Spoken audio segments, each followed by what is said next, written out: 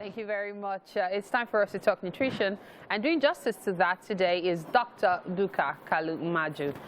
He's currently the medical doctor of Quincy Wellness and Naturopathic Center, an integrative health and naturopathic wellness solution center based in Nigeria and the United States of America.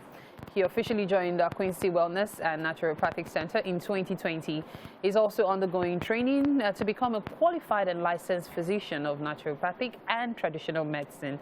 Today, he will be talking to us about the adverse effects of obesity. Great to have you on the show. Thank you for having me. Okay, so Dr. Kalu, obesity is something that for me it's a thin line, because so many people feel obese when they're actually just overweight, or some people feel like just different feelings regarding obesity. So I would really like for you to define obesity in detail for us. Yeah, thank you. Because for a long time, everybody's like, they look at you, your body build, and they're like, are you fat? Are you obese? Nobody can really tell. So that's why WHO came up with the classification system, That's the BMI, I believe? Yes, okay. That involves using the BMI, your body mass index, which is a function of your, dividing your weight in kilograms by the square of your height in meters. So the classification, it grades obesity into there are three grades. Okay. The first grade for people with BMI or from between 25 and 29.9. Okay, 25 to 29.5. Yeah, we just categorize them as being overweight. Okay. And then for those between 30 and 39.9, we'll categorize them as being obese. Okay. And then for those above 40, that's morbid obesity, because those are the ones that come up with more of the complications you'll find in obesity. So that gives us an idea. So when you check your weight, and then you divide, and your height too, so you can actually classify yourself. It works like that for many ethnic groups, except, for the Chinese that have. So you can be overweight. Yes, you can be considered overweight as a Chinese or an Asian. Even at 25. At 23, you can even be considered overweight, if you're Chinese. So, but aside that, every other person falls in these categories I just mentioned. Okay, so now let's talk about obesity itself now. Okay. We've established what being overweight is, because many people struggle to understand if they're overweight or obese. So it's best for you to go check out your body mass index, okay, your BMI, so you can be really sure what category you fall into. Sure. But let's talk about obesity itself.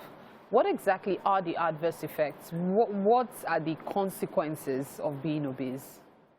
All right, there are a lot, because if you even go from the psychological aspect of it, people who feel because these days I even look for words to describe it, because, someone comes into your office looking, I'm like, do I say big or fat? So it doesn't sound offensive. Okay. There's that social stigmatization, that the whole, am I fat, am I? So that's already, some people are depressed just because of their weight. And that's an issue on its own. They could have respiratory problems. There's something obstructive sleep apnea. So where they they snore a lot, they're not breathing properly. Do you recommend those kind of people to use this stuff for blocking the nose so you can stop snoring? Is it a good idea? I think I'll just say you should lose weight, I wouldn't really, because anyways, we'll talk about that when we talk about things you can do to manage obesity. Okay, so we've talked about depression, we've talked about, besides depression, we've also talked about the stigmatization as well. You're fat, and all that. Okay, so what else? What are the other adverse effects? For the organs now, with cardiovascular system, there are a whole lot that could go wrong. Because when you're obese, chances are the cholesterol levels are high. Very high, yeah. So there's a condition, atherosclerosis, where you have fatty deposits in your vessels, in the vessels of your. So it means that your blood pressure could go up, your heart has to do a lot of work.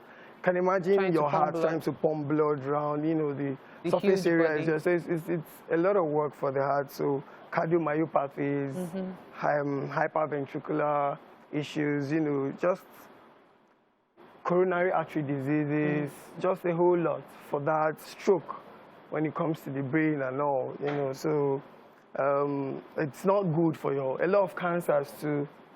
You know, obesity is a risk factor for a whole lot of malignancies, you know. So just it's.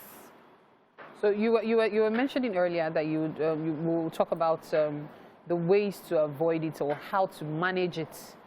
Please, can you tell us more about those?